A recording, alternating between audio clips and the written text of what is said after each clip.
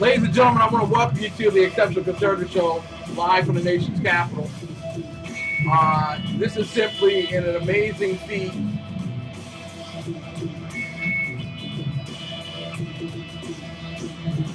I need to do something here. And I want you to know that I'm really apologetic for having to do this. But unfortunately, because Spreaker has not come up yet, I have to restart our computer system so that we can get this show going. And it's a huge show tonight. You know, this is Sackheads Radio Night. And it's even a bigger night because Reverend Norma Hardie will be on the air with us momentarily. And we want to talk about the issues of crime prevention in urban America, especially the issue of unresolved homicides, missing persons, and where exactly is the faith community in all of this? Now, I know some of you all are thinking to yourselves, my God, I mean, this is enough to shut down the entire program. I mean, there's no sense in doing any show now because he's rebooting it. But no, that's not it. God tells us to persevere no matter what trial or tribulation comes our way. And we certainly are not ashamed of the good news of conservatism, for it is the power of liberation, first to the Republican and then the socialist. We're coming off the back end of SHR show. They have done a wonderful job giving guidance and revelation to individuals around the world. We are also, we will be live on SHR momentarily, but we are live on Ustream where Mrs. Biggs is watching, and also live stream. And we will be live on SHR momentarily, as well as High Plains Pundit Media. Again, we apologize for all of the inconveniences incurred in this, and it's amazing because a lot of people might think, hey, dude,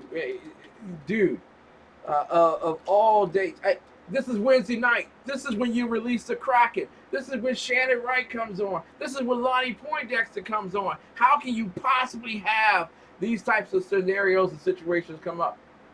It happens. And I do apologize to each and every one of you.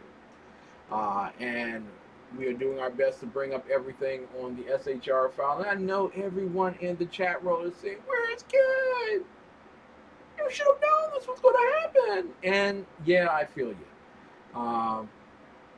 Stuff happens, and I do apologize for that. Again, Sackhead Sean, Sackhead Clint come up at 11 p.m. Eastern Time on SHR Media.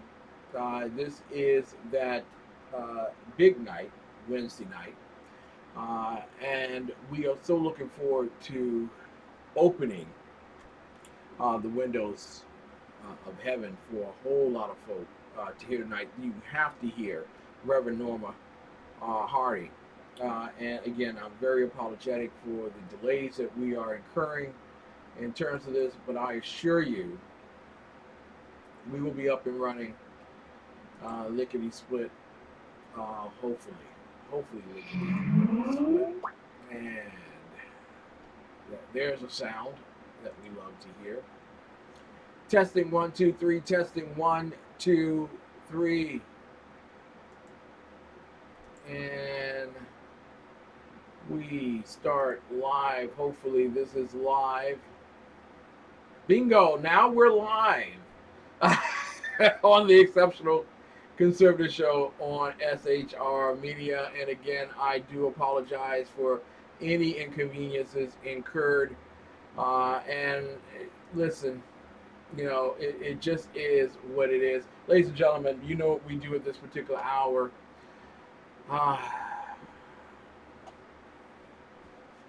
We get this little handy dandy thing out here and we pledge allegiance to the United States of America. Kids, lead us away, will you? Take your carrots. Ready, begin. Allegiance to the flag of the United States of America and to the republic for which it stands, one nation under God, indivisible, with liberty and justice for all. Woo! All right, ladies and gentlemen, on this particular night, we're expecting to have a wonderful conversation with a woman who has fought the good fight and is spreading the good news and the fight in the city to bring attention to the faith community of the need for them to be involved in the matters of crime. And without further ado, and we do apologize for all the inconveniences, let's get Reverend Norma Hardie on the air with us tonight. There we go. 1 Mississippi, 2 Mississippi, 3 Mississippi, 4 Mississippi. There we go. We're rocking and rolling tonight. Hello. Good evening, Reverend Hardie. This is Ken McClinton from the Exceptional Conservative Show. You are live on the air. Good evening. It's a pleasure to have you on the air with us. Good evening, and thank you for having me. Oh, listen, it is a tremendous honor on our part having you here tonight. Your work in the community is without peer. I want to alert everyone that you are the director of Embracing Our Pearls of Wisdom. And I want you to tell everyone exactly what that organization is all about. My organization, we serve seniors ages 60 and older. We provide social service programs to them. I am in the middle of babysitting as well. Sorry about that. No problem. Yeah, we social. That is a great joy of life.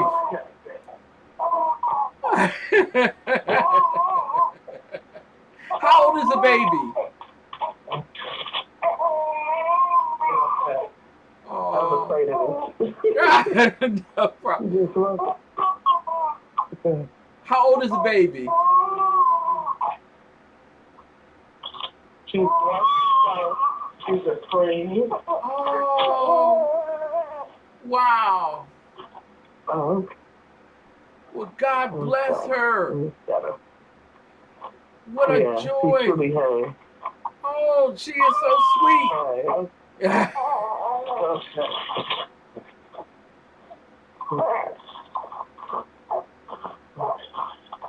Oh, we're talking tonight with none other than Reverend Norma Hardie, Embracing Our Pearls of Wisdom.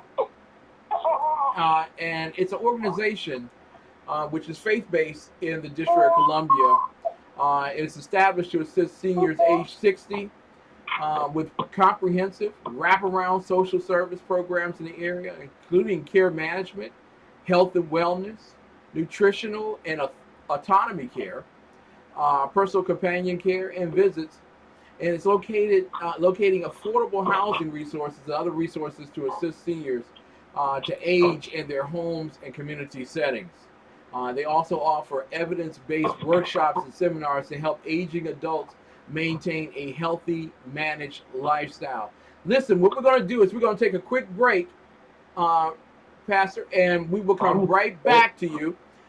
The Reverend Norma Hardie, and this is a show you don't want to miss. It is a testimony you don't want to miss. It is a message that America cannot miss. We'll be right back with more of the best in urban conservative talk right after these messages from people who are on our website that support this program and encourage you to do the very same thing by buying products from them. Want to know the best kept secret in flea and tick control? It's the money you'll save with 1-800-PET-MEDS. Save 30, 40, even 50% on veterinary recommended brands for your pet. And we'll deliver them free right to your door. And now you can get the safe and effective results of a top brand for even less with new Flea for X Plus. 4-way action to kill fleas, ticks, lice, and mosquitoes. Plus, it starts working in 5 minutes to 1 hour and is backed by our 100% happy guarantee. Call now or order online from... It's a love story like no other. From God's heart to yours. And for 30 years, it's been at the heart of every book, Bible, CD, gift, and resource from ChristianBook.com. Over 500,000 products, always at the very best value. ChristianBook.com. Everything Christian. Because it's our story, too.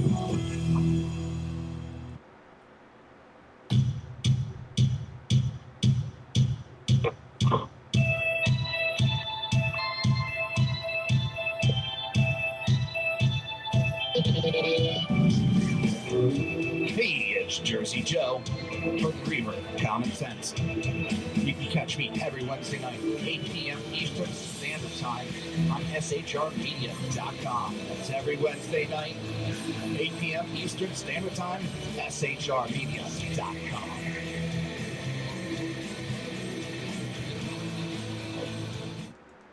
Stan is the man. When he hears the words data breach, he knows his credit card companies will take care of it. He might get some new cards in a couple weeks, but right now he is completely at ease with the knowledge that no one can access his personal information. It's Stan 1 and identity thief 0. While Stan cheers for his team in the comfort of his living room, his identity is enjoying an all-expense-paid tropical vacation. Enjoy the game, Stan.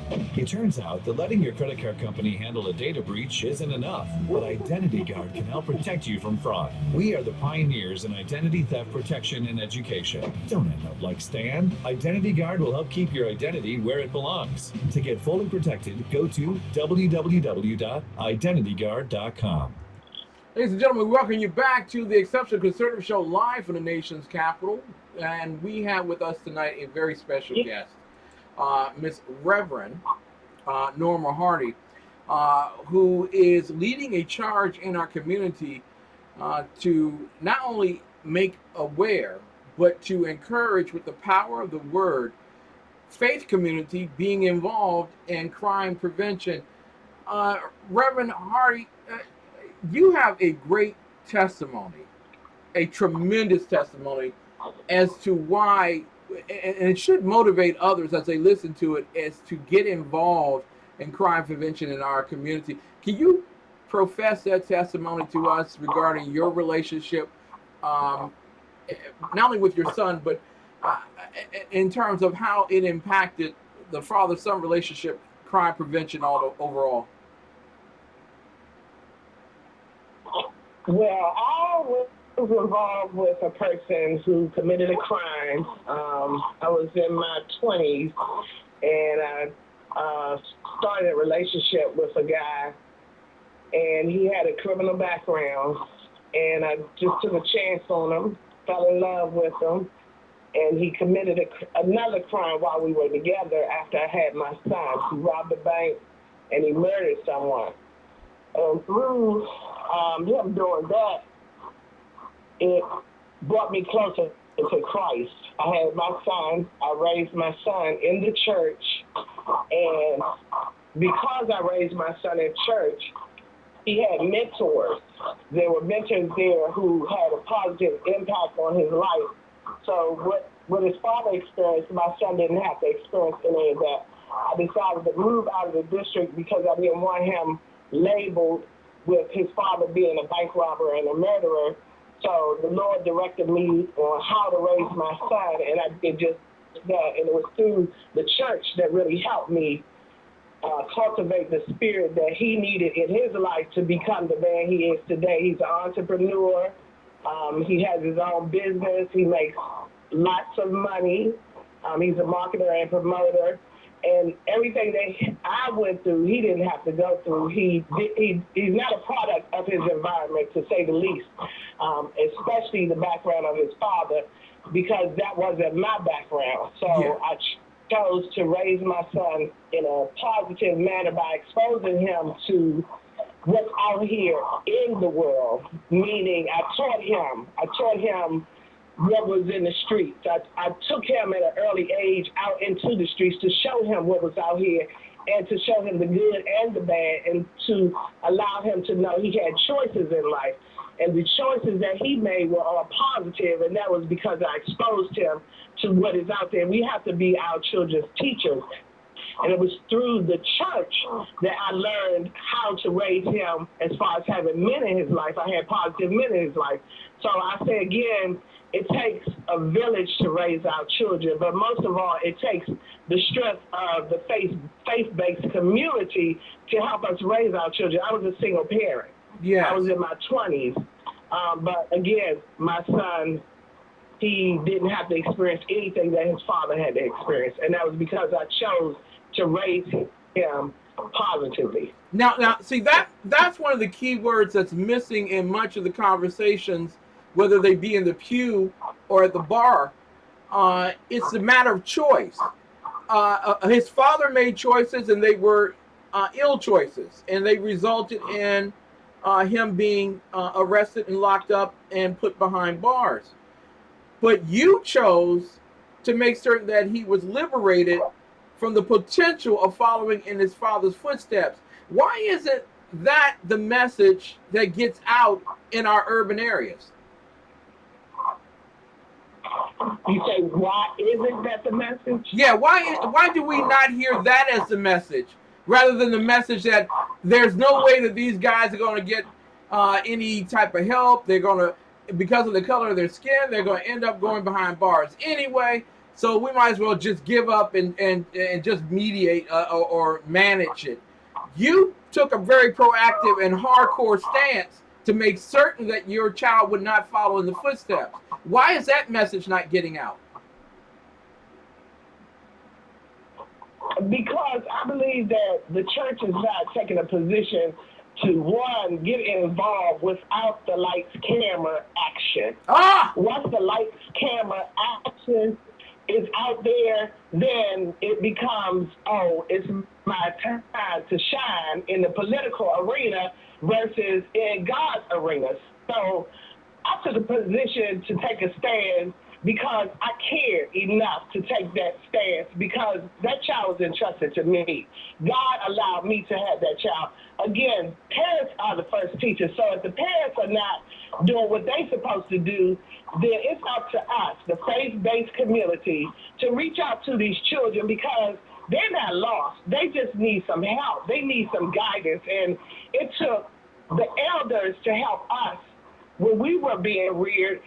The elders don't come out. The elders don't talk to the kids. They're scared of the kids. You can't be afraid to talk to these young people out here, because they're looking for help. They're looking for hope. And we are the hope. That's what God ordained us to be, the hope. The hope for the people. And if we don't take that position to heart, then, I mean, we can't depend on the criminal justice system. We can't depend on the government. We can't depend on the community anymore, because there is no community. I mean, you got people that are helping. You don't see them in the lights, camera action. You don't see them in the lights, camera action. And it was just by divine order that I met you to be able to speak on this subject. And it was through me working with my employer that I came to that meeting, but God had another plan. So I say to the people who are called by God, who are chosen by God, be the salt of the earth, because that's what it takes. And if you don't take that position, you'll keep seeing the enemy's hand all over our children.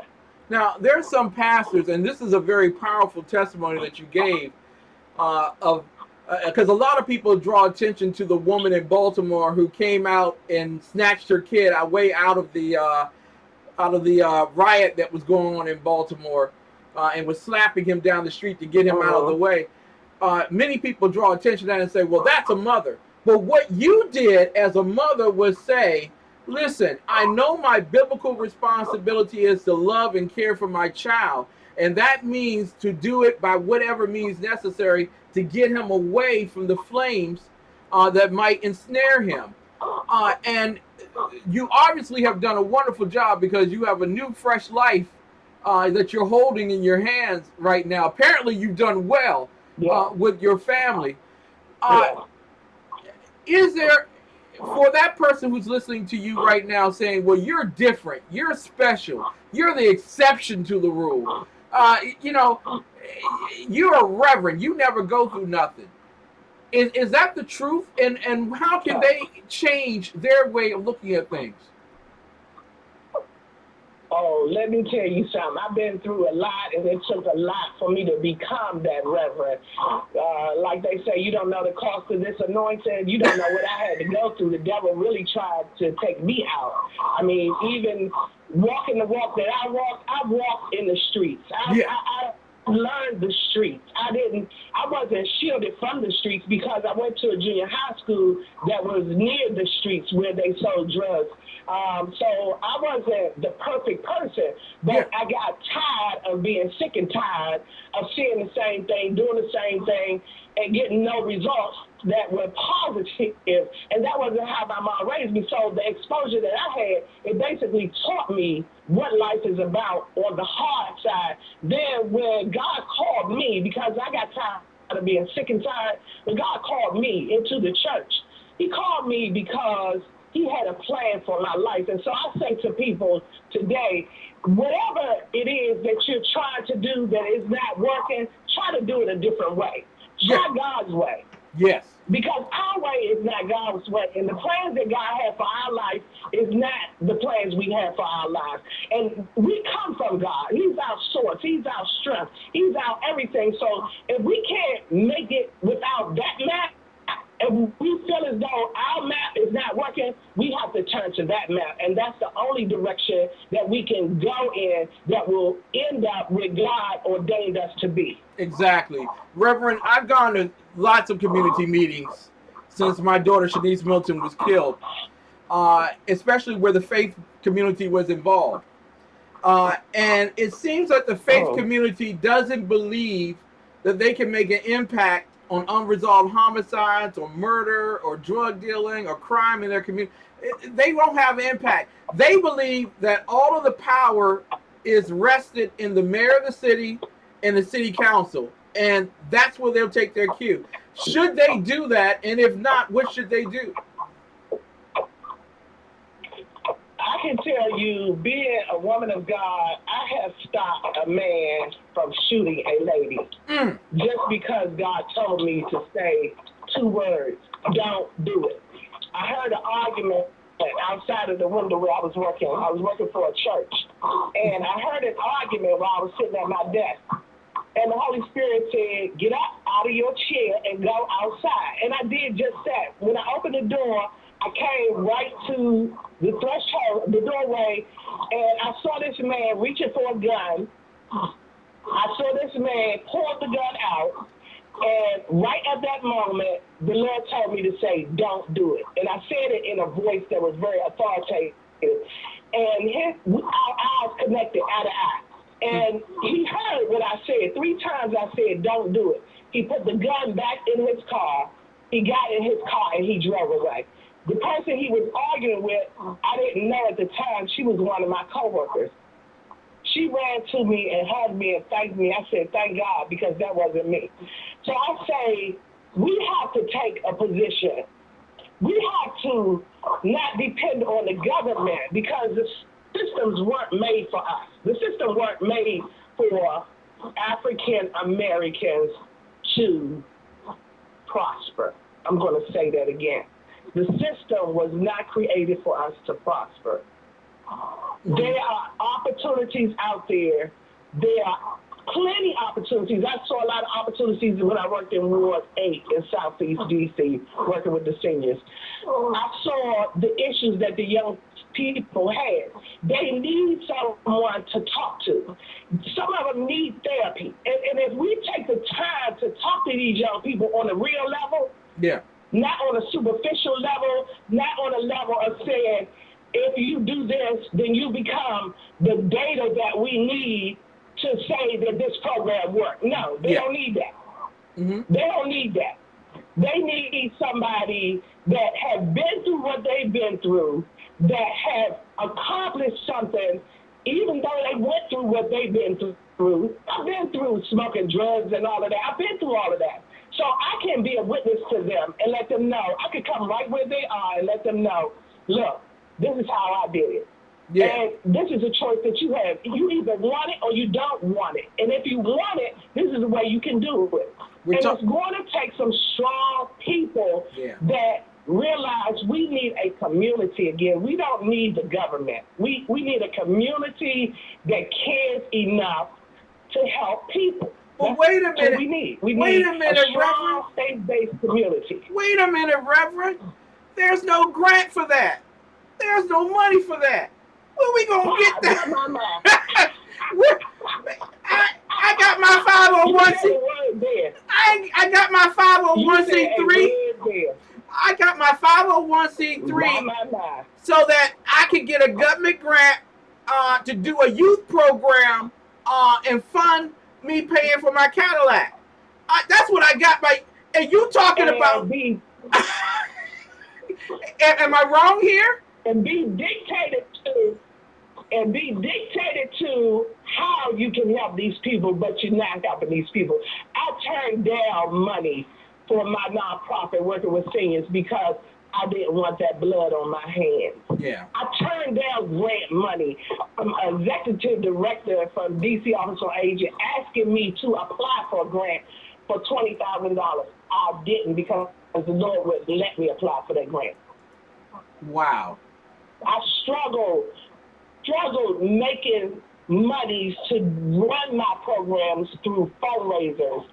Still now today looking for more foundations to donate to my organization because I refuse to have the government's hand in my business. Now let me get this straight. It's not theirs. It belongs to y'all. Let me get this straight, Reverend, because you are unlike a lot of ministers I run into, and you know what I'm talking about.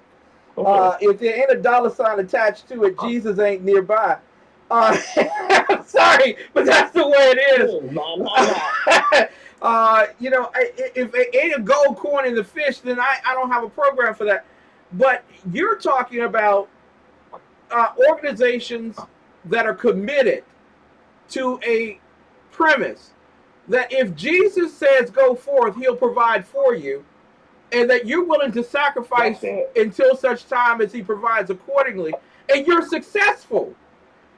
There are preachers out there right now who say, I got to make bank before I make Bible. Tell us if that's true. It's true because, one, what happened from my observation is it became a big business. It no longer became that community organization that really support the people in what they need. It's basically what I need from the people. Basically, that's what the church has turned into. Some of the churches are good. I represent a strong faith base. We are Bible-believing, Christ-centered, Spirit-led, and First Baptist Church of Highland Park. And after I met you, I went to a meeting at my church with my pastor, all of the ministers that weekend on that Saturday morning. And this pastor was talking about how he getting the men together from the church. We're going outside. We're going to have prayer outside. And when he said that, I was like, this is exactly what we were talking about in that meeting where I met you. So I stand in a position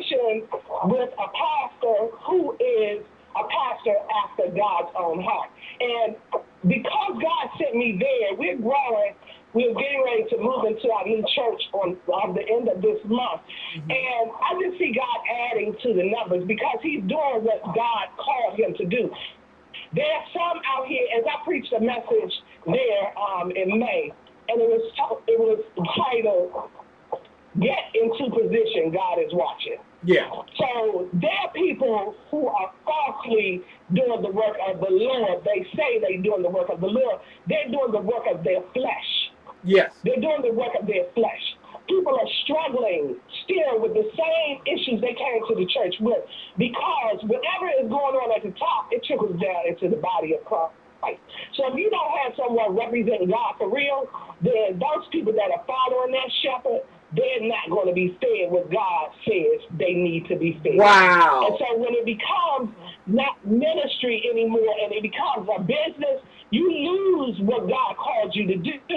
And God will allow that to happen because he said the gifts are without repentance. Yeah. So while he's sitting back watching this happen, he's got a plan for it not to happen no longer. So you get away with it for a while, but after a while, you come down, you fall down. Like they say, giants do fall down, you fall down. And the people get hurt. Some of the people that are following these preachers, they get hurt. Yeah. They get hurt by the people that are in the pastorship. So I say I'm under a great pastor. I believe in his teachings. I believe he empowers people through the word of God. And that is the power that gives you direction and authority to command what it is that you want in your life. Wow. Listen, Reverend, you are a powerful radical. And you and I are not loved in many of the meetings that we attend because we don't mind holding our tongue since it was given to us by God. No. But, amen. And I got to have you come back on because there's so much that you're doing in the community. And there's so many other ministers out there that need to hear that there are ministers like you and me who are willing to fight the good fight without the government funding. Yes, sir. And there are people listening to you around the world right now and saying, wait a minute, I didn't know that there was another black preacher like that in D.C. How can people support your work? It's true. It's true. I've had people walk up to me and say, Ken, you're the only one, man. I wish I could be as faithful as you. You're the only one. Because I need a government grant. How can people support your campaign, not only to save the souls of young people in the community, but also to care for the elderly, whom in most cases in Ward 7 and 8 are taking care of the very same kids that end up in the prison system or the criminal justice system? How can they support you? Lord. Wow. You just said a mouthful. You know a lot. You know a lot. You know a lot. You know a lot. You know a lot. I have a website. It's EOPOW.org. That's Embracing Our Pearls of Wisdom. I mean, whatever you would like to do to support my organization, that's my ministry. That is my ministry. That is my ministry. Yes. Serving people is my ministry. I stop and I talk to young people, but if people want to donate, they can go to my website. They can make a donation. If they want to volunteer, we serve the seniors. We pick up independent living facility every year. We serve Thanksgiving dinner to seniors, which is coming up year on Thanksgiving Day. Yep, that's coming up. And we don't want the table to be barren. And we want to support you. And I want to let you know that there are some church out folk, not only in Washington, D.C., but around the world, who have not been sending a tithe to anybody, but will love to send a donation to you, especially this time of the year. So again, they can go to what site to help you? E is in Edward, O is in Oscar, P is in Paul, O is in Oscar, W as in wrong.org. Oh, God bless you. What's that baby's name? Her name is Knox Jolie. Lord Jesus, I ask you right now to Knoxjoli. She is truly a blessed child, and we have another one on the way due in December. And they thought they weren't going to have any kids. They've been married 3 years, and Knox was born 3 months early. She wore 1 pound 17 ounces, and she's here today as a testimony. Truly, Lord Jesus, we're ever so thank you for the testimony of the new life and the new blood. We ask you right now to bless Knox every day of her life, that she be prosperous, that she not have any hurt, harm, or danger befall her. And Lord God, that her very life be the example of Christ to the world. God bless you. And God bless your babies to come, your grandchildren to come, and we'll have you back on the program soon. Amen. God bless you. Thank you so much. I appreciate you. God bless. Take care now. The Reverend Norma Hardie. Ladies and gentlemen, when we come back from this break, we will be bringing on Lonnie Poindexter, the lion chaser extraordinaire, joins us. We'll be right back with more of the best in urban conservative talk. I bet y'all didn't think that there were any more like us in urban America. Yeah, there are many.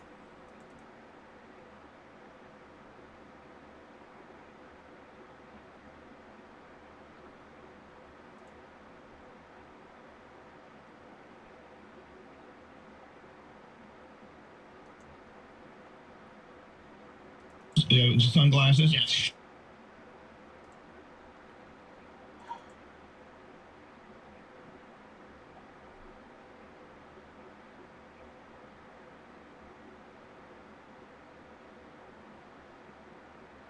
Yesterday, you went on the air. We're talking about your fake Pradas, sunglasses. Yes. Scary called me in a panic last night. I went on the air, and I called them fake. They're not fake, they're real. We're going to get sued. Really? They're real? Yeah, and he gave, what's the name of the company you ordered them from? I bought it from a company called EZ. That's the letter E, the letter Z, Contacts USA. So he goes on the air yesterday and says, EZ Contacts, they're a scam. Ignore them. No research, nothing. Yeah, didn't look into. I'm like, you're being a little reckless. Yeah. Even though they, I don't know if those are real Prada glasses or not. But he went on the air and said that anyway. The opposite of 60 Minutes, Scary Jones. Yeah. We don't know. We didn't investigate. I'm sure they're a scam. Well, I got them for $150 lower than you could normally buy them. Are they a scam? They're not. I looked into it. I researched it in full. I am holding legit, real Prada sunglasses. Wow. So Really? I'd like to issue an apology. I just want to say, of course, he got a call from the company, from the owner. Yeah. They had lost orders yesterday because of what is scary, because of what Scary said. They should make you pay what they lost yesterday. How much was that total? Oh, I don't even know. but at the end of the day, it's almost one of those too good to be true things. Yeah, it is true. So you did your research on this? I did my research. I did my homework. At the end of the day, Easy Contacts USA, they actually sell real, legitimate stuff. You have to at great prices. At great prices. Can you imagine last night? I'm getting ready to eat dinner. I get a phone call from Scary. He's like, "Hey, you got 2 minutes?" Yeah, I'm like, I'm like, okay. It wasn't 2 minutes. 25 minutes later, I'm like, all right, Scary, that sounds great, man. No, hey, yeah, thank you. All right, I'll let you go. I'll talk to you tomorrow. That's unbelievable. Everything worked out. All right, thank you, Scary. So Scary... It could have been last season. Sometimes they do that last absolutely. Whatever. Scary accused them of the company of being a fraud, and they're not. And that was very reckless of Scary. He really was. Yes, Froggy. Scary's going to turn this around at some point before it's over. He'll go, I was doing them a favor. See, at first I said it wasn't real. Now it is real. More people are going to buy from them. I did the homework, boss. They're real. At the end of the day, if you want to thank you, Scary. Here we go. Scary, if you give the name of the company one more time, I swear to God, you're fired. You're going to kick me in the I'm going to kick you in the balls. But, and I'm glad the owner did hear you. They do listen. Yeah. And I'm glad they heard you and they corrected you, because that's very reckless to go on there and say someone's a fraud. But I'm excited to find out that you can get really cheap sunglasses. Yeah, no, me really too. nice. What's that website again? I don't want you to kick me in the balls. Scary, one more time. It's the letter E. If you do it anymore, we're going to have to send them a bill. The letter E, the letter Z, Contacts USA. Okay. .com. Okay, thank you. Ladies and gentlemen, we thank you and welcome you back to the Exceptional Conservative Show live from the nation's capital. Coming up right now is none other than the great Lonnie Poindexter. We are well behind time, and I do apologize for that, but we're going to make it up with good looks and charm, because we're bringing Lonnie on. There you go. Lonnie, the most handsome man in radio. Thank you so much for tuning in from Red Nation Rising. and listening to us at 2 a.m. on the Liberty Channel, and for High Plains Pundit Media and SHR Media as you're listening to us live. Sackheads Radio follows us tonight. Good evening, Lonnie Poindexter of Lion Chaser Radio, Urban Family Talk. Great pleasure having you on the air tonight. Well, thank you to my fellow Lion Chaser. And how are things out there in our nation's capital? I'm actually on the West Coast today. Wow! Great out there in California, IA, am I correct? California, IA. What are you doing out in California, sir? Well, I'm out here for the big political debate that's taking place this weekend in the Los Angeles area at Faithful Central Bible Church. They're having a political debate, Christian conservative worldview versus Christian liberal worldview. Mm-hmm. And the two debaters are none other than Larry Elder, who is from the conservative side of the house, versus Roland Martin, our Washington, D.C.'s own liberal pundit. Wow, and what side of the aisle does he represent? Confused? I'll give you one guess who Roland's rolling with. Oh, he's down with the Hillary monster. Oh, my goodness. Are you having a great time out there, sir? Yeah, having a great time. The weather's fantastic as always. You know, the weather never changes here in sunny Southern California, as the saying goes. But looking forward to this event. It's going to be the first of its type in Southern California, if not the nation. I'm just glad the church is finally waking up to the fact that they need to inform their congregations, their constituency, on political matters, because what happens, as I'm sure you know, in Washington affects the rest of the nation and affects them in their communities. That's what this debate is going to do. It is hosted by the outreach arm of Faithful Central, And Faithful Central, just for your listeners that might not be familiar with them, they are the church, that dynamic ministry, who purchased the fabulous forum from the Lakers some years back. Wow. And they are doing extremely well, am I correct? Yeah, when you can purchase the forum, you got to feel they're doing pretty good. They also, and the saying goes, they sold the forum in 2013 to Madison Square Garden, and they were blessed to financially fund that, and they used that to invest into the community, into the church infrastructure. A very dynamic ministry. It's headed up by Bishop Kenneth Ulmer, and Bishop Kenneth Ulmer and his number two is the COO for the church, one in, and I believe you might have met this gentleman, Pastor Mark Little. Yes, Mark Little. There is the most stylish man ever to walk the aisles of a church. Mark. Yeah, he makes me feel like a farmer when I'm standing next to him. And that's saying a whole lot too, because you make me look like a farmer.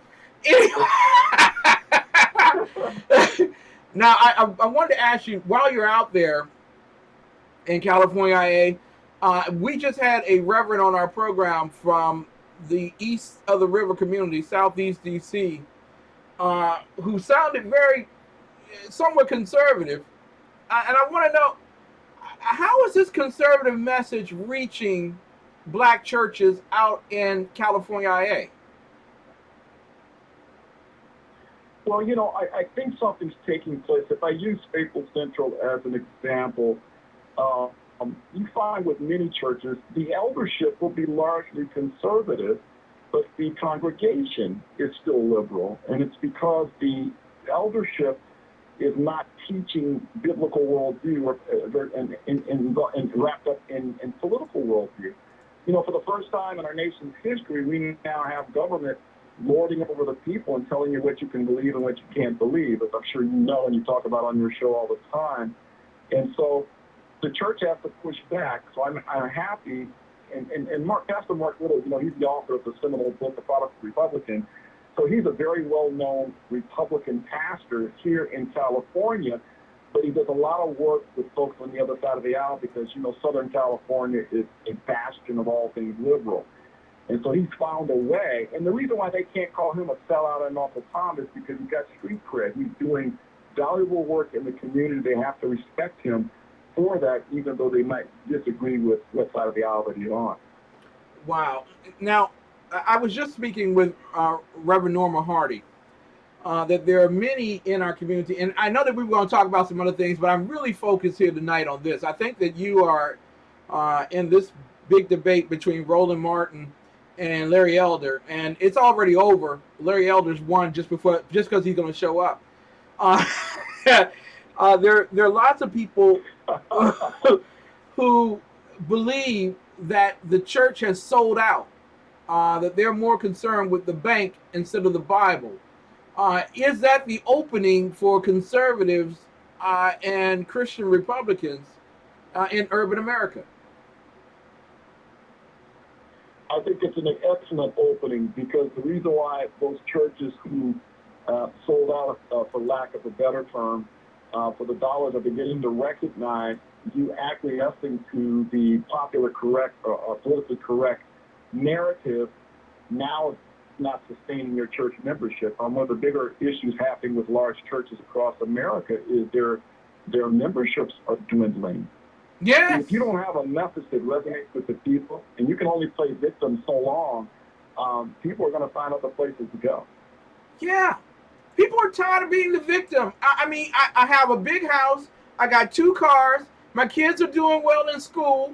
I got a good job. My wife got a good job. We're doing well.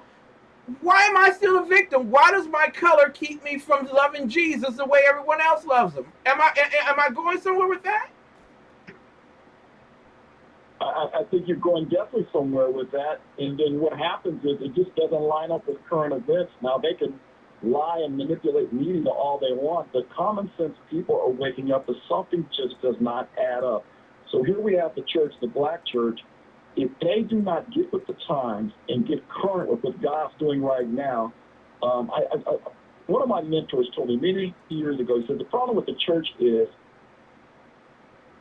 God, how do you put this? I want to say this succinctly and say it the way that he said it. He said, every great move of God is persecuted by the previous move of God, meaning that what God was doing 20 years ago, and we serve a God that's progressive, and I don't mean that in a liberal sense. Yeah. That he's constantly moving and doing things. He's not stagnant. It's just, and use as an example the prosperity message. The prosperity message is old now. Folks have awakened to the fact that, wait a minute, there's no depth to that as a core message for Christianity. So they're looking for more. So the pastors who are willing to stand up and speak truth now will be able to maintain their congregations and grow those congregations long term. The guys that just want to fill the seats and have entertainment, well, they can do that for a season. But one of the things I'm hearing since I got here in California, and I won't name the churches throughout the state, there's some big prominent churches in Los Angeles and Northern California that have attendance problems, brother. Yeah. And what people don't understand, and you and I both know, because we've been in the field of technology and finance and everything, what people don't understand is that when you get that huge building, you got to pay the mortgage behind it. And that mortgage behind it says that it's no longer about your faithfulness. It's about your obedience, and not your obedience to God, your obedience to making certain that the mortgage is paid. We lose something in all of this to the point where we can't do ministry anymore because we're blinded by the number of $20 bills that are in the plate. Am I wrong here? No, I think you're on point. And they forget that if the ministry is growing and being blessed, who's doing the blessing? And that if you try to maintain what you have because you don't want to lose it, you end up losing it anyway. I mean, God's the one that puts the butts in the seats in the first place. It's your job to bring them truth, whether it's a good word or a harsh word, they still need to hear it. In ministries that have no problem with speaking the truth. I'll give you an example. Pastor Philip Godot up in Northern California has probably got 16,000, 17,000 members. That's a big church. Yeah. Several locations. Back in 2012, Dr. Philip Godot, with that huge ministry, said something to his congregation that could have cost him his ministry. He said, the law says I can't tell you who to vote for, But what I am going to do is tell you who I'm not voting for, and here's why, and line it up with the Word of God. And he spoke out early against Barack Hussein Obama. Wow. Now, he ticked off a whole lot of folk in his church. In fact, a whole lot of them got up and walked out. And here's what he said. He said, I might lose half y'all, but I got to say what God's called me to say. I have a good friend who's an associate pastor there. I said, well, what happened long term? He said, well, Lonnie, they were mad, but he spoke the truth. He says, and the ones that left, most of them came back. Some of them still had their arms folded and were upset. He said, but they didn't leave. Long term, I said, well, why is that? He said, because Lonnie, under his ministry, their lives had changed. He said, they could not deny that. Wow. Wow. And his ministry flourishes even today. Now, you and I both know. That's rare, though. I know. There's still a lot of pastors doing that. We're talking with Lonnie Poindexter, and we're going to lose him to California in just a few, but and he's going to tell us how you can listen to his wonderful program with 6 million listeners around the world. But in detail here, because this is really why pastors today don't want to preach the Bible. If they preach the Bible, they would find a conservative message approved by God, which goes against their support of abortion, their support of same-sex marriage, which goes against the whole idea of supporting the liberal. Are they willing, because they are biting the dust, biting the bullet, forgive me, not the dust, but actually biting the dust too, but biting the bullet on the mortgages and on their financial losses, are they willing to go back to Christ? Are they willing to repent? Is that what you're finding out in California? What I'm finding out is the ministries who get it and understand that God is the one that supplies the people. It's your job to work with that harvest. Their ministries are going to be around. If I use Faithful Central as an example, it's a dynamic ministry that gets it. You know, they purchased the forum. And I got to state that it's something that Pastor Mark shared with me. It says, it's an iconic facility. It gave you worldwide identity. You know, the church that bought the fabulous forum. Yeah. I said, why did you sell it? And he said, brother, have you seen the utility bill for the forum? Somebody got to pay for the lights. So here's my point. I said, well, the strategy, it was a good strategy to purchase the forum because they were able to pick it up for a song. Nobody was interested in it until they purchased it. And they were able to refurb a portion of the forum, and they were able to sell the forum at a profit, took that money and reinvested it into the community. Because if the church is not changing the community that it's in, what good is it having 4 doors and a ceiling and 4 walls? Thank you. Tell them that again, sir. If they're not impacting their community, I mean, what good is it having 2 doors, let me get that right, a ceiling and 4 walls? There you go. We must impact the community that we're in because ultimately we are the church without walls anyway. Exactly. But many churches have forgotten that. Yeah, you might as well put a new bar up. That's all it's worth. They'll serve wine and bread at the bar. You should be serving Jesus in your church. Listen, sir, how can people listen to your world-renowned radio program on mornings throughout America? Well, brother, I know you're prophesying. That's what I hope to be one day, but we're not quite there yet. But we are nationwide, and you can catch us internationally at urbanfamilytalk.com. That's urbanfamilytalk.com. The name of my show is The Lion Chasers Show with Lonnie Poindexter, and we broadcast Monday through Friday at 11 a.m. Eastern out of our nation's capital. Would love to have you come on to the show and listen in and call in off. And we're adding on new personalities. We just added Stacey Washington from Stacey on the Road. Has been added to the roster as a contributor, and her show airs at between 2 and 3 o'clock Eastern. Well, I'm going to listen to Stacey because not only is she brilliant, but she's beautiful. So I'll be tuning in. Yes, she is. That's not why I listen to you, Lonnie. I'm going to lose my male listenership. I'm going to lose my male listenership because Stacey is a very attractive woman and knows what she's talking about. Exactly. We'll catch you later, man. God bless right, you, brother. Lonnie. God bless you. We love you, man. Well, see you later. Lion Poindexter, Lion Chaser Radio. Welcome to Lion Chasers, where faith and public policy intersect. And now, your Lion Chaser in the good fight of faith, Lonnie Poindexter on Urban Family Talk. We're not saying that there's not instances where there's maybe racial injustice somewhere. This is America, and people are human, and there's sin in the world. He's a president of first. He's the first president to say that America is not a Christian nation any longer. But, we'll pray for our enemies while we defeat them. You can't blame folks for messing up the city. There has not been an elected Republican in council in Baltimore City in over 50 years. In the co-captain's chair with me today, Reverend Ralph Chittams. What's happened is the social justice movement has now been hijacked by a godless movement. Don't be bamboozled. Ladies and gentlemen, Frederick Douglass was a gun-toting conservative. It's not a black or a white issue. It's a God versus anti-God issue. And I know those will say, well, it's all rigged. That's all a game, Lonnie.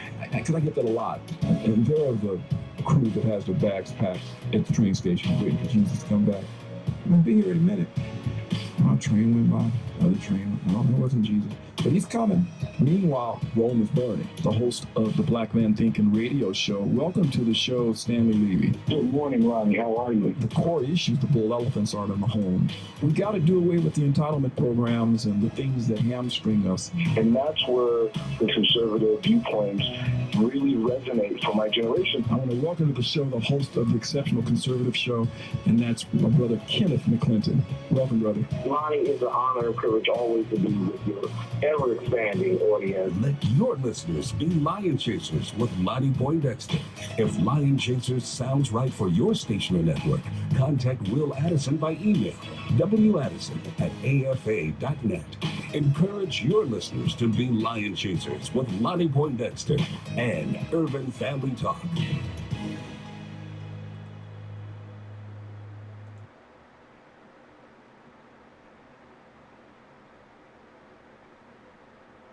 Hi, I'm Aaron Little, and this is Performance Edge. And we're still at the 2015 NRA convention in Nashville, Tennessee. And I'm walking the show floor, and I ran across this booth. And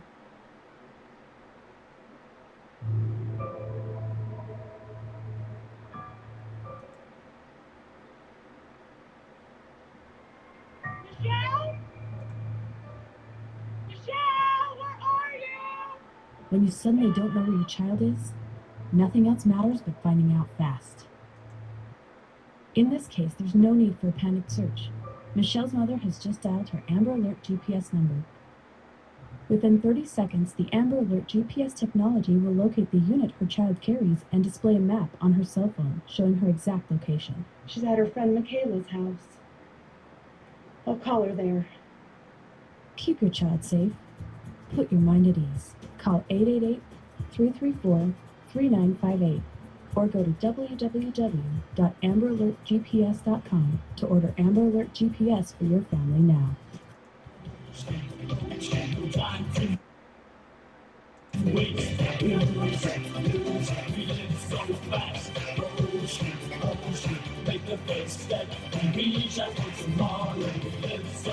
for an unpleasant blind guy, conservative bite. The latest attack from the progressive left in the 2016 presidential campaign is that because Donald Trump used legal means not to pay some taxes, he somehow doesn't support the military. But let's look at how the progressive left supports the military.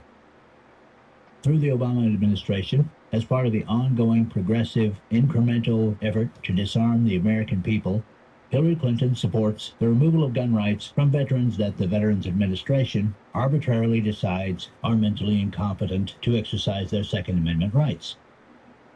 Further support can be seen in the quality of medical care that our veterans get from the Veterans Administration. An example of this is found in an article titled, VA Treatment Records Falsified, Probe Finds. This is by Greg Zoroya of USA Today from May the 4th, 2014. A VA investigation of one of its outpatient clinics in Colorado reveals how ingrained delays in medical care may be for an agency struggling to treat nearly 9 million veterans a year, amid allegations that dozens have died because of delays.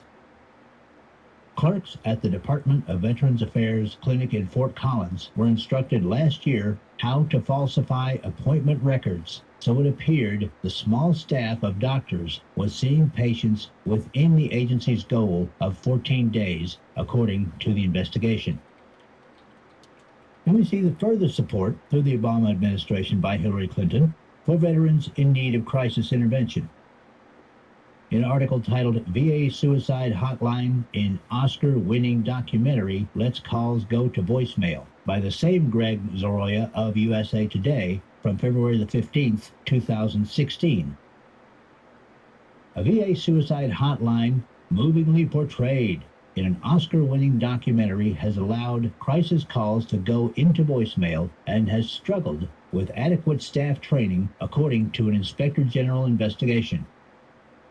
Inspectors found problems occurred when calls were routed to backup crisis centers after staff at the Department of Veterans Affairs Suicide Hotline Center in New York State were taking all the calls they could handle. Hillary Clinton's support for our fighting men and women through the Obama administration does not just evidence itself when they're alive. After our veterans have passed on, equal care is given to them, as is evidenced in an article titled New Low: Dead Vets Left to Decompose in a Morgue for Weeks Without Burial. This by Tori Richards of FoxNews.com, published September the 29th, 2016. An Illinois Veterans Affairs hospital, already under fire for excessive wait times, festering black mold, and kitchen cockroaches, faces a new shame. The bodies of dead patients left unclaimed in the morgue for up to 2 months without proper burial, whistleblower documents allege. Now you can find stories backing all of this stuff up at UBG Contact on Twitter. And if you think of this support from Hillary Clinton through the Obama administration as only an aspect of her tenure as Secretary of State, let me remind you that while her husband, Bill Clinton, was President of the United States in the 1990s, and while she is said to have stated, "We're the president," uniformed members of our United States military were forced to serve snacks to Bill and Hillary Clinton's rich and famous Hollywood and government elite hangers-on at exclusive White House parties. Donald Trump may not have paid some taxes using legal means, but at least there were jobs for our fighting men and women when they came home from Trump companies. By contrast, Hillary Clinton, through her held offices and associations, have, quote-unquote, supported our military and veterans with humiliation, danger from crime and terrorism, lack of prompt medical care, life-saving crisis intervention that goes to voicemail, and their own corpses rotting away unburied and unhonored after they have died. People, I'm not saying that Donald Trump is the second coming or that he's going to fix everything. But almost anything would be better than 4 to 8 more years of what we've had. This has been an unpleasant blind guy conservative fight.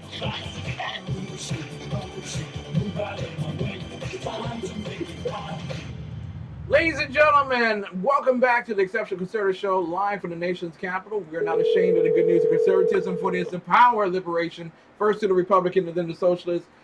We release the Kraken. The Kraken has arrived. The cage has been opened. We release the Kraken. Good evening, sir. It's a great honor and privilege to have you on the air.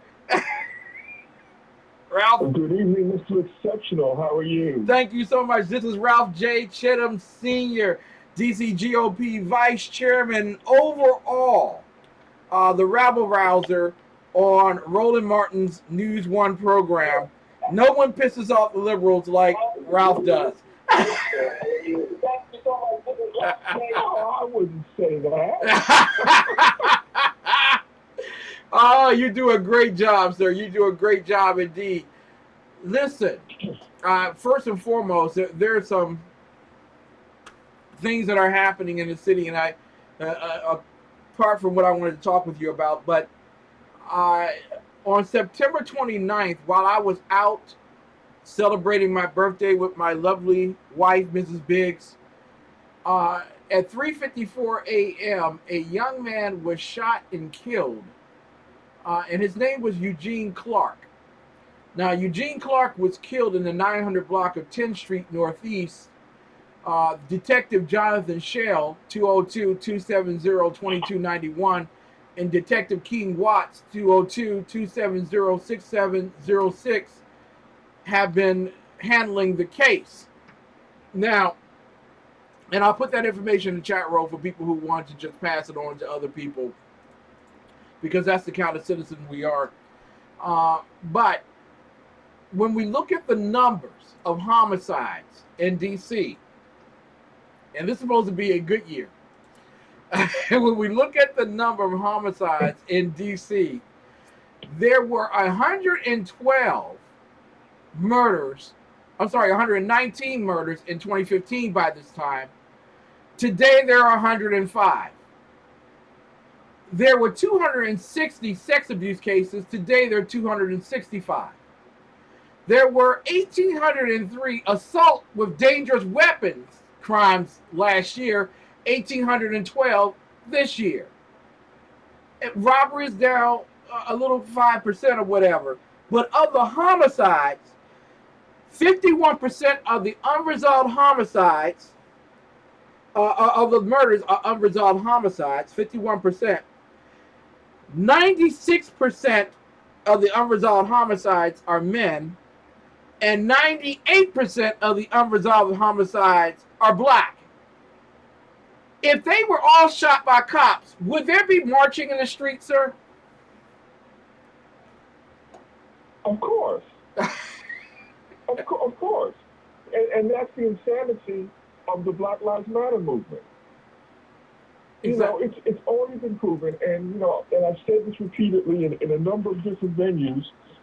All people have to do is look at the study that was produced by Roland G. Fry, the economist at Harvard, and he proved, empirically that there is a based war against black people where cops are willy-nilly killing black people at rates higher than our percentage of the population. But this narrative is being driven for political reasons to drive black people to the polls to vote for Hillary Clinton. Yeah. And to just put forward the false narrative that they're equating white cops with white Republicans and saying, see, all these white people are bigots, and if you have any chance in America, you need to vote for a white bigot Democrat. I mean, Hillary Clinton. A woman who spent $20,000 to be part of a country club where black people were not admitted. No one ever talks about that, Ralph. Not on the Roland Martin show. There's a whole lot of stuff that people don't want to talk about when it comes to Hillary Clinton, and that's why I love bringing it up every chance I get, because they're being just a bunch of hypocrites when it comes to some of the charges they throw at Donald Trump, who admittedly is no choir boy, but they want to laugh back Donald Trump because he took $1 billion carryover loss back in 1995, which is completely legal and above board and a part of the tax code. They want to vilify him, but then they don't want to talk about the fact that in 2015, while Hillary Clinton was running for president, she took a $700,000 carryover loss on her taxes.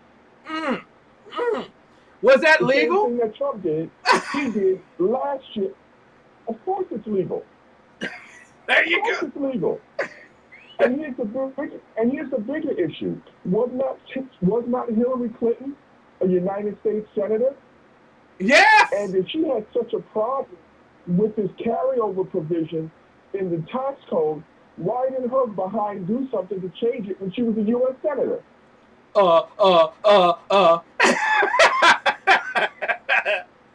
Now, I love it when liberals come at me with this stupidity because I got something for them.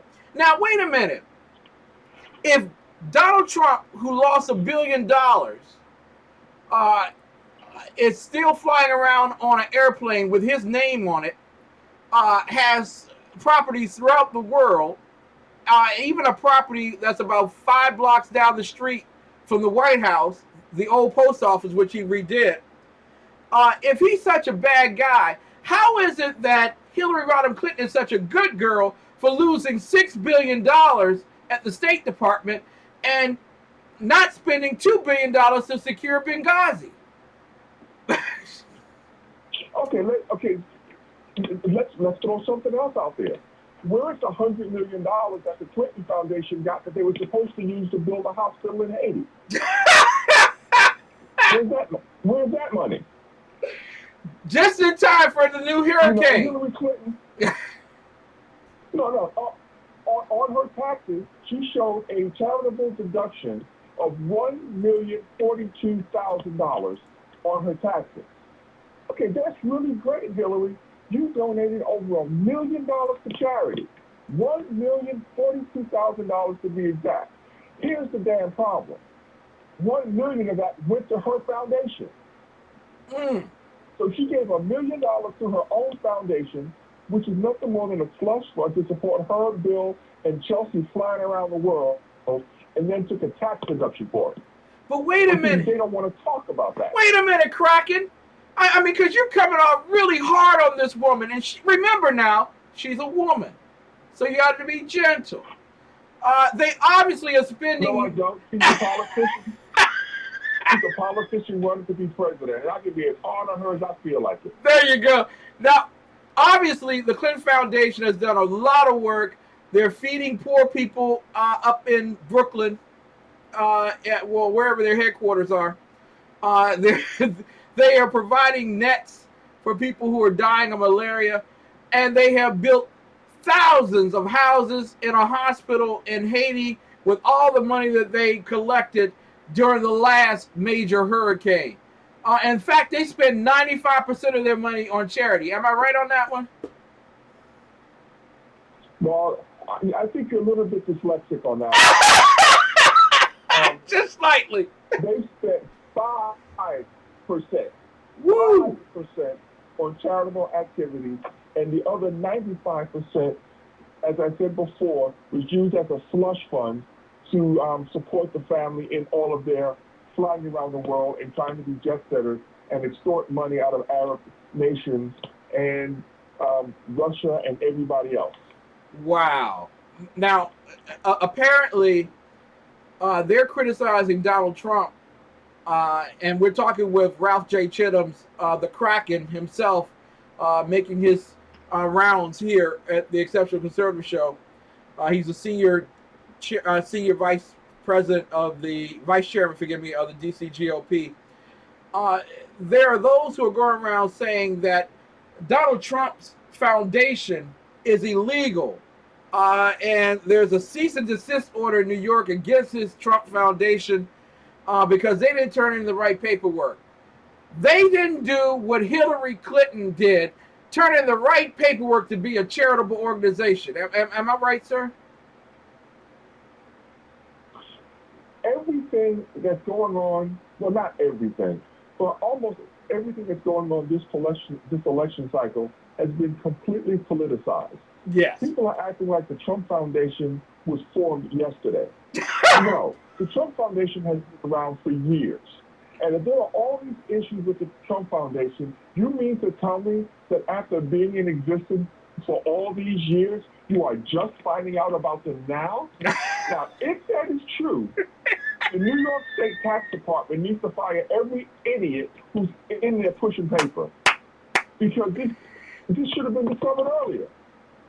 Exactly, but just in time for somebody running for president. It is insane. And you know what? When you listen to people, in order to lose $1 billion, you got to have bank. You don't lose $1 billion and you only had $1 billion. There's money there. It's just that you have to reorganize and get your stuff together. Yeah. So, you know. Warren Buffett lost that amount of money times 10 in a day. Yes. Yes. And okay. Now, Donald Trump, when you're playing in the big leagues, big business, the way Trump and Buffett And, you know, these guys out in Silicon Valley, the way they play, see, you only win big if you gamble big. Yeah. That's the nature of the beast. Sometimes you win, sometimes you lose. But that's how you play the game. Donald Trump losing $1 billion in a business deal is like me walking down the street and losing $10 out of my wallet. You gotta have bank to do this. And that $1 billion wasn't just him spending money on himself. He created jobs. 25,000 jobs he created in the industry of casinos. I don't hear her creating any jobs in upstate New York. Now, here's a question that everybody needs to answer. The Clintons are worth supposedly $250 million. Okay? What the hell did they sell? What did they produce? What did they generate in order to amass that wealth? I don't see a factory, a farm, an industrial complex where anything is made by the Clintons. What was the product they were selling that allowed them to enrich themselves? Would that product happen to be located in Georgetown, called the State Department? As I said, I'm just asking the question, and now I'm going to turn it to Kermit and sip my tea and let everybody ponder that question.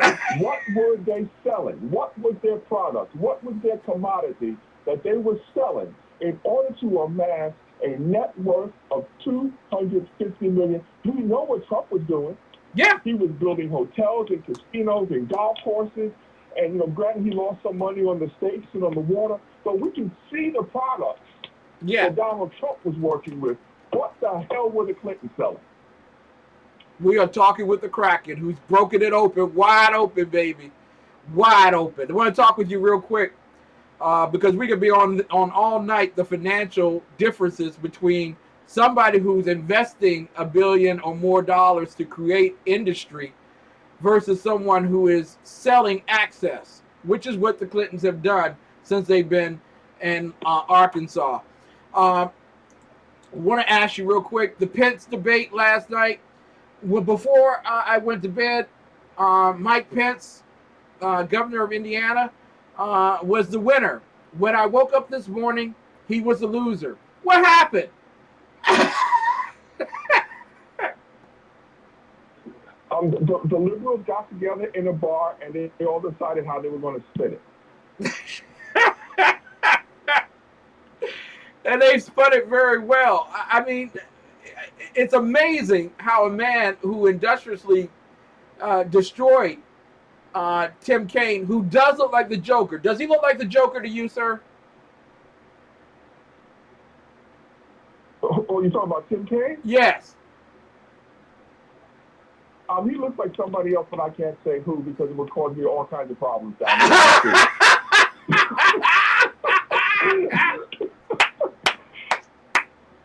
When I look at Tim Kaine's face, I see somebody else, and that's another reason why I can't stand him. Wow.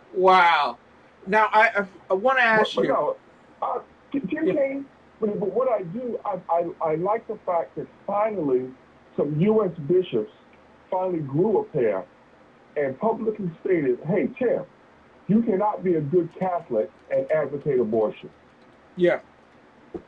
I think it was about time that some U.S. Catholic bishops grew a pair and actually took a public stance on that issue. Wow. We're getting reports now that Donald Trump, who virtually sells out every stadium he goes into with 20, 30,000 people lining up to listen to him, is behind in almost every state in the union except Ohio. Everyone else is going to vote for Hillary Rodham Clinton. Do you think it's time for Americans just to shut off the polls at this point? Yes. There you go. Absolutely. Look, there is no poll that's come from any media source in this country that I give any credence to. None. They are all, tools of the Democrats, the left-wing machine, George Soros, and they are going to lie to the American people up until the day of this election. And it is my sincere hope that people, don't fall for the lie, don't fall for the deception, show up and vote. Because if people, I was in the barbershop yesterday and flipped 2 Democrats to vote for Donald Trump. I'm going to tell you something. In a black barbershop in Southeast Washington, I flipped 2 Democrats to vote for Donald Trump. It was a young black preacher who was on our show just earlier, and she sounded more conservative than me. I'm just saying. I'm telling you that the numbers look as if there is no way Hillary Rodham Clinton's going to get more than 80% of the black vote. And maybe just a little bit more, but no more than that. She can't win. The problem is black people will talk and sound conservative every day of the week. But when it comes time to step into that poll, they have been psychologically programmed to vote for Democrats. And so they vote against their own belief system. They vote against their own moral compass, because voting Democrat has become synonymous with their racial identity. Wow. They have been, I use this analogy, and I say it purposely to be provocative. A large segment of the black population has been trained just like Pavlov's dogs. The Democrat elite, every election cycle, they ring the bell. Republicans are racist. The white man's out to get you. And the minute they ring that bell, black people run to the polls and vote Democrat. It's a Pavlovian response. Exactly. And that's what we have to overcome. We have a lot to overcome, and it's going to take a great deal to get into the communities and let people know that individuals who have been fighting against you, just like in the District of Columbia, they're trying to pass a new law to help you kill yourself.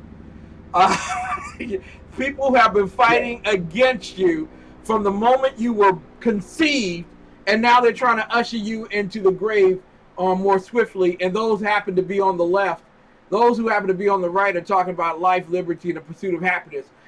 Now, I want to ask one quick question for you, because we're going to have to split in just a bit to go to Shannon Wright for her to drop the mic for the night.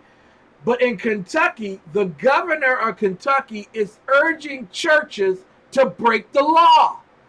He is telling them to preach not only the gospel of Jesus Christ from the pulpits, but also to preach whom they believe will represent their local, their state, their regional, and their federal government best. This is the governor of Kentucky. Can he do such a thing? Well, it's not a question of can he, because of course he can. The question is shouldn't he, and I'm glad he did. People need to understand, why shouldn't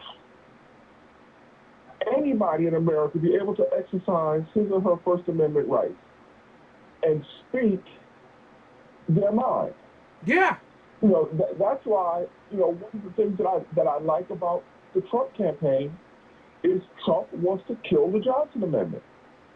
He has talked about that needs to go. That rule that hamstrings churches that says that, you can't speak to political candidates. And what the governor did, he picked up on something that was pushed out by the Family Research Council, FRC. They reached out to that network of pastors, and they said, look, on this past Sunday, they urged every conservative pastor in the country to break the law. Because honestly, what needs to happen is we need to force this issue into a court system. Yeah. Because they don't want it in the court system. As long as they can handle this stuff administratively and bully and bulldoze people using the IRS and the tax codes, that's fine. But even when there are churches who do it, they never want to push the issue. Here is the perfect example. You cannot tell me that Jesse Jackson's Rainbow Coalition Church and Al Sharpton's National Action Network Church are complying with the IRS 501c3 codes regarding partisan political activities. Every time these guys open their mouths, whether it's on a Sunday morning or on a Tuesday afternoon, they are violating 501c3, but the government never does anything to them. But I guarantee you, if there was a conservative pastor out here who was doing the exact same thing as Sharpton and Jackson, that's the church they go after. So no, yeah, we need to push this issue, we need to take it into court, and we need to run it up to the Supreme Court and see what happens. There you go. Listen, Ralph, there are ministers, there are brothers in the community and sisters in the community who are listening to you on the down low every Wednesday night that you're here. They're a little bit uncertain because they don't want to come out and tell their family and friends that they're down with you and understand what you're saying and really want to vote their wallet and not their feelings. But they're not too certain what to do after that. How can they get in contact with you for encouragement, for confidence, and for the next direction? Reach out to me on Facebook and Twitter, RJCHITTAMSSR. I'd love to hear from you, and if you want to say more than just 140 characters, you can always drop me a note at ralph.chittams@dcgop.com. One other quick question before we go. There was someone on Facebook who went out of their way to criticize what you were saying about the matter of 65-cent food program meal or a bottle of milk or whatever. Who cussed out you, and you're an ordained minister, who cussed you out on Facebook. It's not a friend. Oh, yeah. Why do you want to subject yourself to this? Why can't you sit back and get banked like all the other preachers, sit back and relax and let hell come forward? Why won't you do that, sir? Well, I have a little too much integrity for that. First, my first allegiance is to God. Yeah. Period. So that requires that I stand for truth.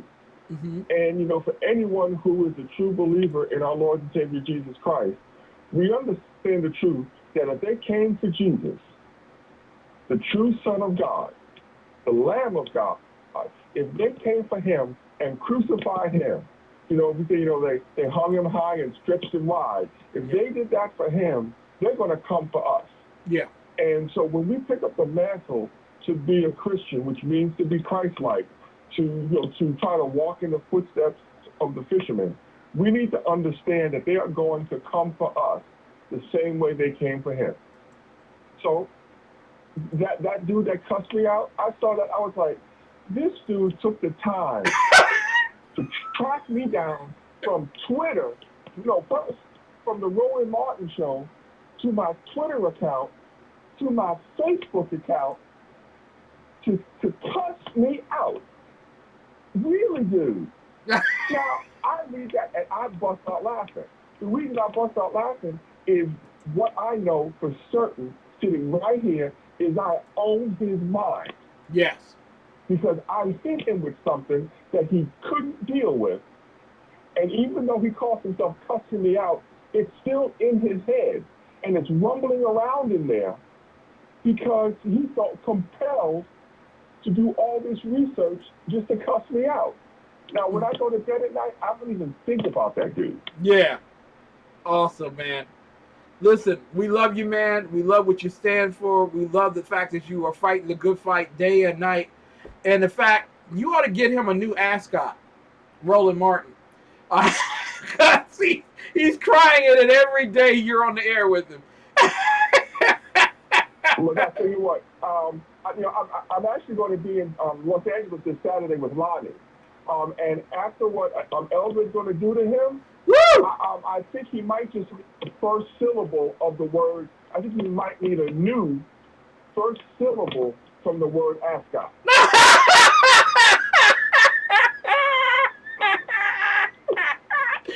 Oh, this is the man, the Kraken. We got to put him back in. None other than Real Jake. God bless you, man. Enjoy your trip out there and enjoy the debate. Oh, man. Much love to you and the debate. You gotta love Ralph. Ladies and gentlemen, we're going to be back with the one who drops the mic every night on the Exceptional Conservative Show. Every night that she's on, Shannon Wright. We love her dearly. We'll be right back with more of the best. I love that, man. And Lonnie and all the rest of you, thank you so much for tuning in every night for our program. Even when I'm busy in the kitchen, it's important to me that the special people in my life know how much I care. I choose edible blooms because it's the perfect choice. Traditional flowers and chocolate all wrapped up in one. Edible blooms are made fresh daily using the very best seasonal produce and Belgian chocolate, all crafted by hand and delivered Australia-wide. Edible Blooms has the perfect gift for any occasion. edibleblooms.com.au.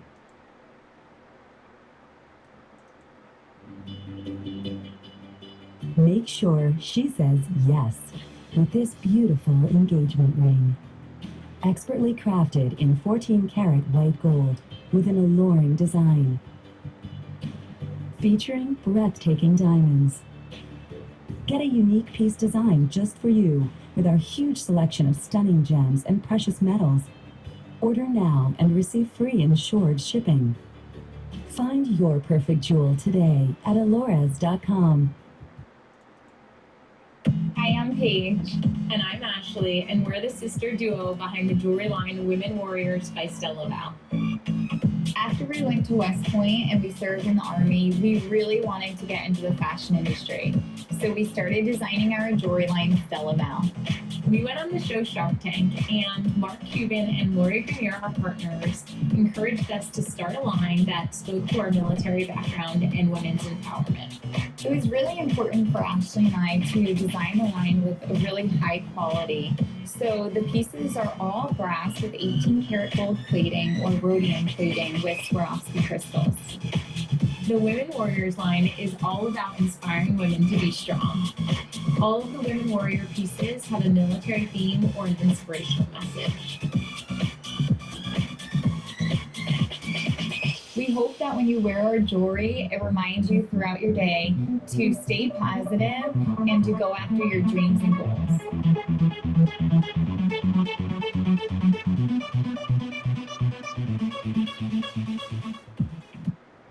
For the professional mechanic, the home hobbyist, or the most exacting pro shop, the Auto Parts Warehouse has the inventory, quality, and price you need to bring your projects and repairs in on time and with the most savings.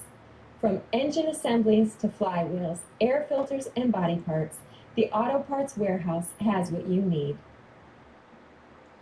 Ladies and gentlemen, I welcome you back to the Exceptional Conservative Show. You have reached the commercial-free period of the Exceptional Conservative Show.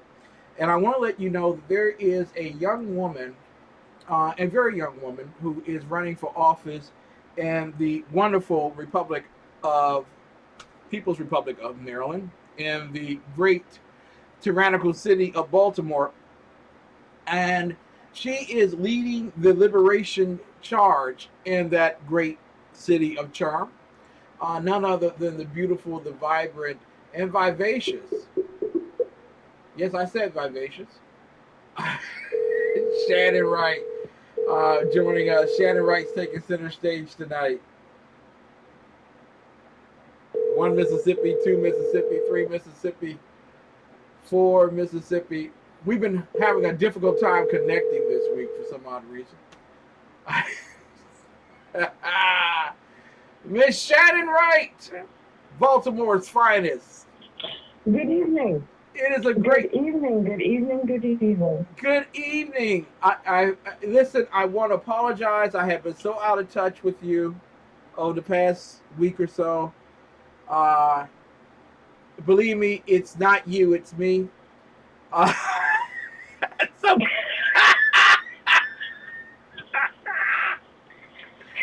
so glad to have you on the. You know, you're about the first person that's ever said that to me.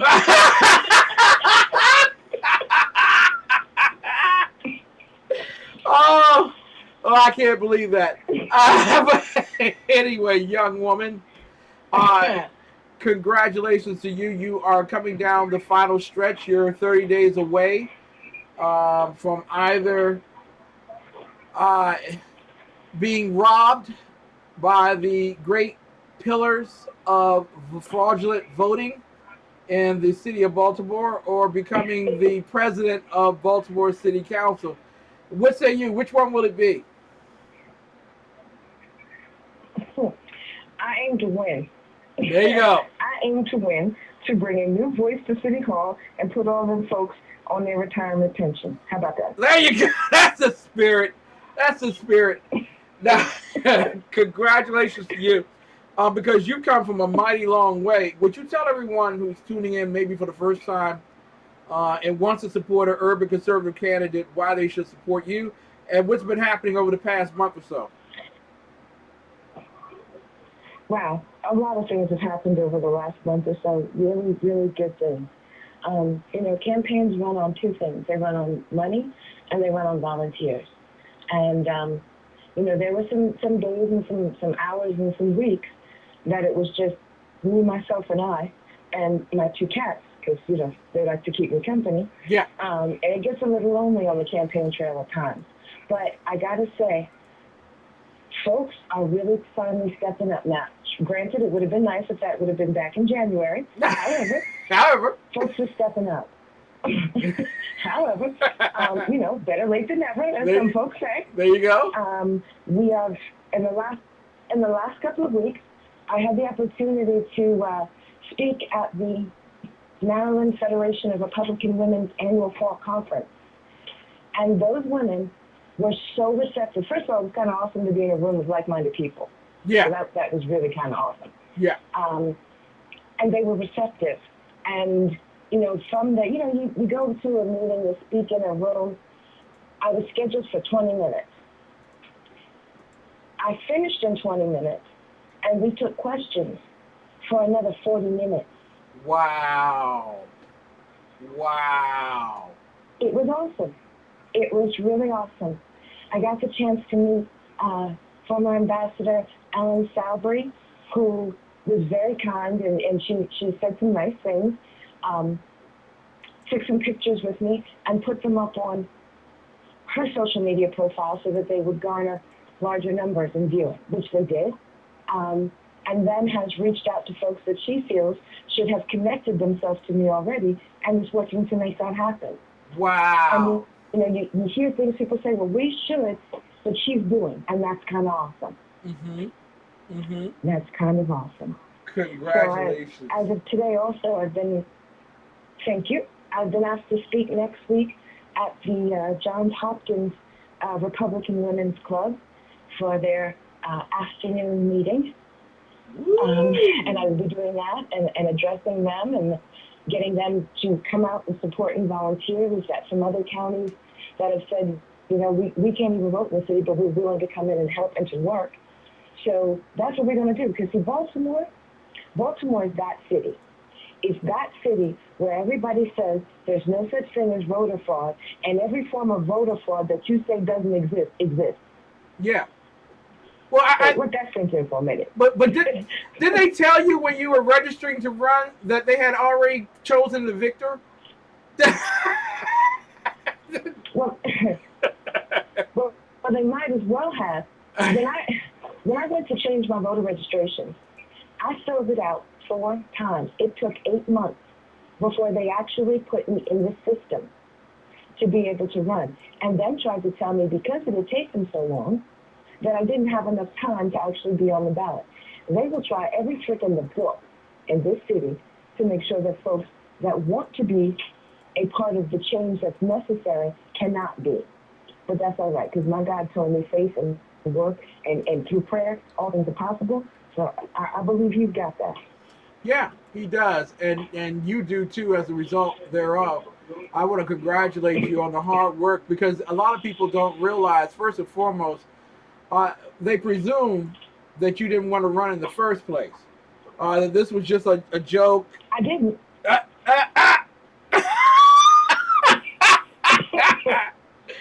So why did you run? Let me be very clear about that. That was not my plan. Why did you run? Somebody, some dude, exceptional somebody. Oh, what is that man's name? I don't know. Exceptional.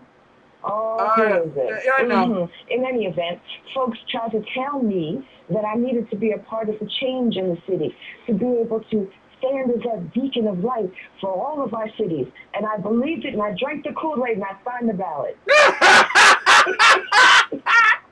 It is good to know that the exceptional one is so influential. Anyway. You must have spoken with Jill Upson. You'll be happy to know I am Kool-Aid free from now on. Oh, no. You got to speak with Jill Upson and Glow Smith. They'll tell you how much the Kool-Aid is. But you know what? I want to say this to you. Jill Upson, Glow Smith, you who have spoken to me and have said that to me on privately of the influence of this particular radio program and African American, colored, Negro, Black individuals getting involved in the electioneering process. And I'm ever so thankful for that.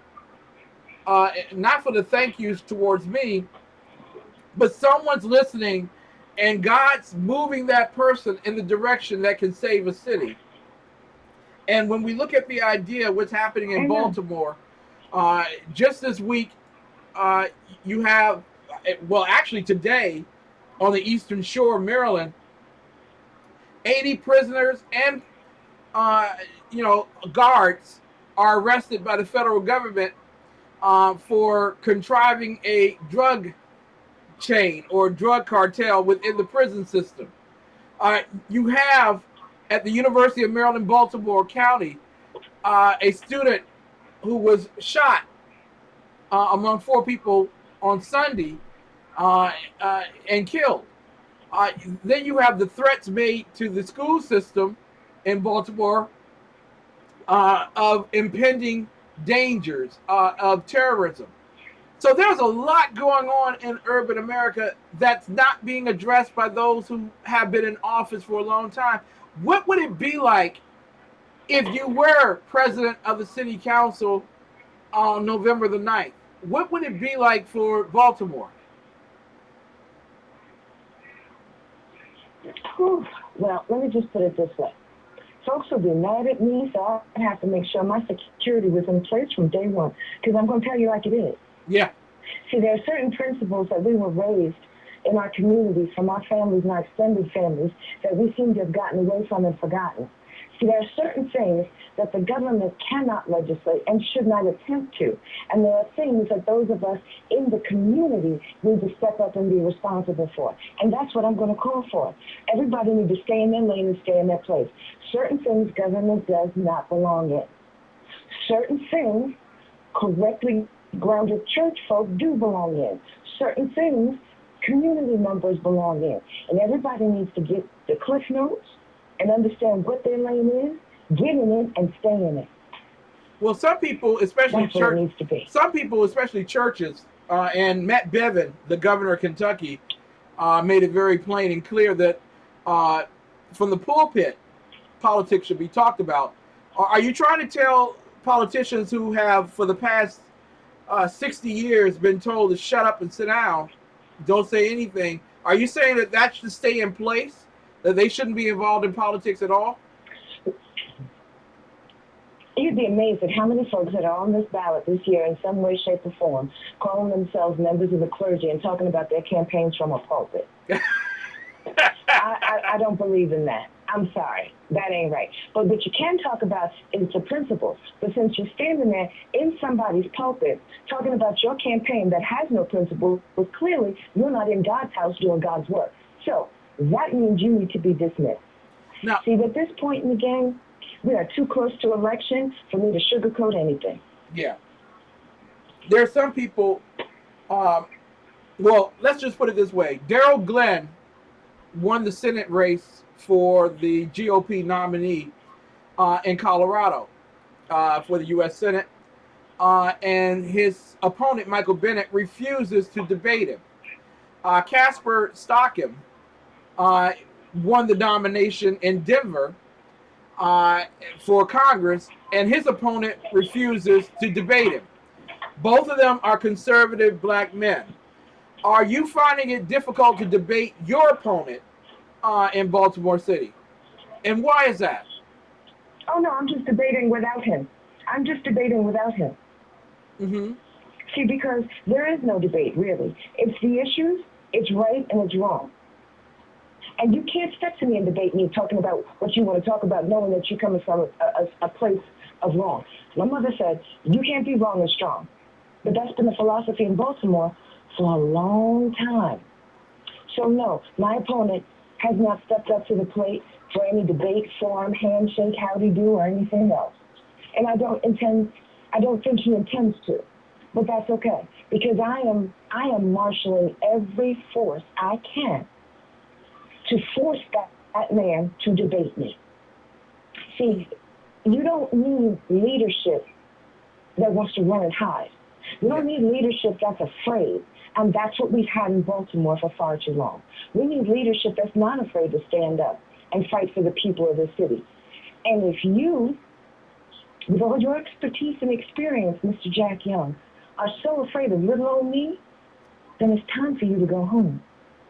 Well, come on now. Jack Young has done a wonderful job with the city of Baltimore. They got Port Covington. He has. There are development deals. There are contributions to his campaign. He has the biggest war chest of any candidate running. Yes, there have been things that have come out of all this for him, and he needs to go celebrate them somewhere else outside of Baltimore. There are some people that say that they don't want a Republican in governance in Baltimore because you all don't care. Yes. You don't care about their needs. Yes. You don't care about their poverty. You don't care about their rights. You don't care about their privileges. You don't care that they want to actually be given the freedom to riot downtown without police interference. And burn down their own neighborhoods. So, as a Republican, a GOPer, a conservative, you are enemy number one. Because you don't care for the people. Am I right about this? You're funny. No, you're not in any way, shape, or form right about that. I explain to people because some folks have asked me, they say, I like what you're saying. You know what? You're right. How can I help you? How can I support you? And then I let them know that I'm a Republican. They say, oh, well, why? And I said, listen, just because I tell you I'm a Republican doesn't mean that I'm a different person. Mm-hmm. I'm still black. I still have my black card in my wallet. Mm-hmm. It is sitting there. It is not going anywhere. I am a black woman that was born to a single-teen mom that lived in the projects in New York with my grandparents. That's how I grew up. Mm-hmm. Don't let the smooth voice fool you. I haven't forgotten. I understand what it's like to be poor. I understand what it's like to be broke. I understand that when you fight so hard to make the ends meet and they don't even get to the same direction, much less meet. I understand all that. But our current elected officials do not. Because anything that's going wrong in this city right now, or for the last 50 years, you cannot blame on anything but the party that's been in power for over 70 years. But listen, there are a few people that are able to vote in this election cycle, still get up and out and vote, that can remember the last time there was a Republican in Baltimore City. So you cannot hardly blame any of today's or yesterday's issues on the Republican Party in this city. Well, wait a minute, Shannon. Listen, and when people say, well, no, because when people say, no, well, we're a Democrat, we're black, we're supposed to be Democrats. Okay, you're a Democrat, right? Yeah. 344 homicides last year, over 250 this year, 30% increase in your water bill. Port Covington, $660 million tip that's coming out of your pocket. How's that Democrat thing working out for you? You got potholes big enough to be sinkholes in the street, water that on a good day you might have to boil a minute before you can drink because the infrastructure in the city is crumbling to the point where Flint, Michigan's kind of looking kind of similar. So please, don't tell me about what I should be. Folks in this city need to understand and recognize that unless they are happy, and mean happy with the substandard conditions that they are expected to achieve and be successful and happy with in that substandard world, then you're right. Don't vote for me. Shannon, I'm going to because I believe in excellence. I'm striving for it. I know you do, and I'm going to ask you a question, and I'm going to move away from the chair because I know you're going to blow away the microphone on this one.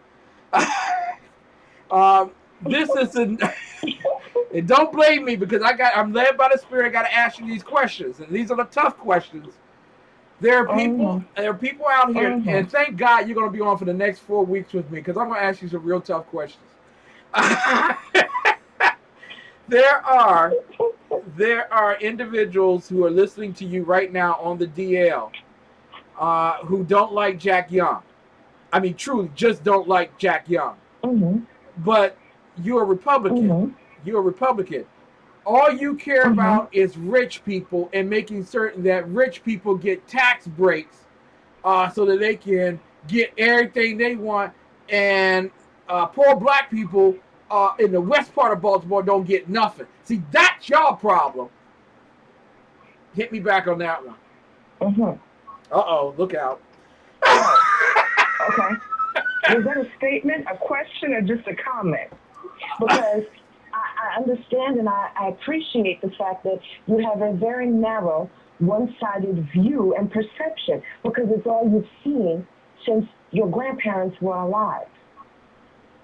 But if you look at me and you listen to me and you do both maybe at the same time, I do not sound like someone that does not understand the conditions of the black community.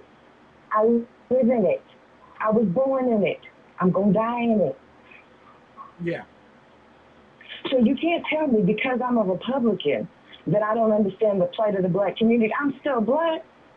I'm still in a black city and in a black community. But don't you plan on giving tax breaks to rich people? And because rich people are the problem in America.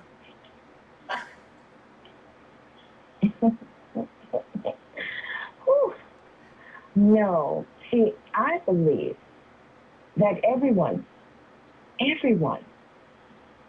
should have less government intervention in the terms of taxes and fees for pesky little nuisance things. See, because I wouldn't have a problem with everybody paying taxes sky high if there was not one pothole in the city. Garbage was picked up on time. Snow was removed before it fell good. Every child that started school graduated and was able to get scholarships to a 4-year accredited university. See, if those kind of things were happening with the tax dollars, that'd be a different story. Yeah. But they're not. They're not. Shannon, there are people listening to you around Maryland and Baltimore and around the country. Some on the down low, some they're right listening to you right out in our chat room. What type of support do you need in the last minute of this program? What type of support do you need? Attorneys to help you? Do you need money? Do you need me to get something from the Clinton Foundation? What is it that you need so that you can win? I need you to pack a bag and just plan to be here for the next 4 weeks. That's what I need. So other than that, attorneys, yes, because there's a problem with election judges and being able to secure enough election judges for this general election. Money, absolutely yes. Ads cost money, lawn signs cost money, banners cost money. Everything costs money. So yes, unless we want to say that it just costs too much to have proper representation, and we want to keep those in office that are here now, that's what I need. I need volunteers, I need money, I need attorneys, and I need everyone that can hear this to share that message, to send everybody in their email network and their Facebook network a link to my website, which is www.wrightformaryland.com. Because from that website, you can donate, you can sign up for emails, you can hit the link and go to my Facebook or my Twitter. You can find me through every means you want on social media through that website. For those that want to see something different in our cities, I need you to do something different right now. And you can start today, rightformaryland.com. Listen, a friend of mine told me Never be a coward. Always be brave. I promise you I will. I want you all to know without a shadow of a doubt, besides the fact that Sackheads Radio is right around the corner, and you can go directly to Sackheads Radio at High Plains Pundit Media or Sackheads Radio in general and get the best late night comedy politics in the world. But also remember, God bless America. It's time for America to bless God. We'll be back tomorrow night with New Day Black and Red. We'll see you later. God bless. Love you, Shannon.